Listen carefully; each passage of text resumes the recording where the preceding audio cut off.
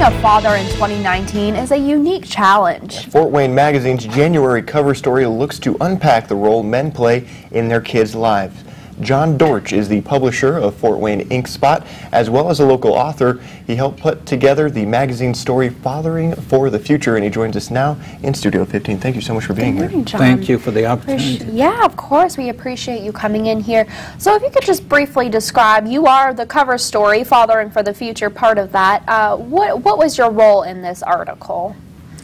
My role in the article was I was asked to identify some fathers that represent fatherhood to their children. So I identified these young men, you know, and that's not me on the cover. Right. I'm on the inside of the magazine, but very, very impressed with each and every one of the young men that was selected.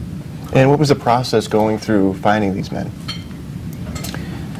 The process was, most of them I know, met, have observed them, watched them since I've been in Fort Wayne, and how they have interacted with their own children.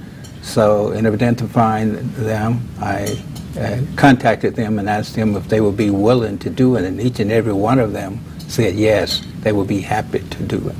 And we mentioned it previously, there's some unique challenges fathers are facing. What are some of those challenges? Well, in today's society, one is that just driving down the street and afraid you might get stopped by police, and how are you going to handle that being a black male? Stereotypes, education. In my book, the book that I wrote, talked about get a skill or get an education, the importance of that, you know, all of those factors. And also even in getting an education and getting a job, are you going to be chosen for the position once you apply for it, and also getting promoted once you get in that position. And what do you think local fathers need to be teaching their sons? First, they need to be role models, setting the example. You know, I have 10 chapters in my book. The very first one, where is your bond? Second one is be a man. Another one is get a skill or get an education. Another one, being spiritual, keeps you grounded.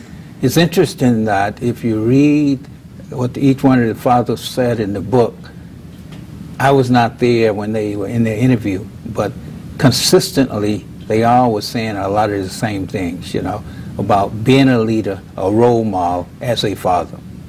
And this article in your book, of course, focuses heavily on African-American fathers. What is something folks out there might not understand? We briefly mentioned some of the unique challenges they face, but what's something else that most folks might not understand about the challenges they face?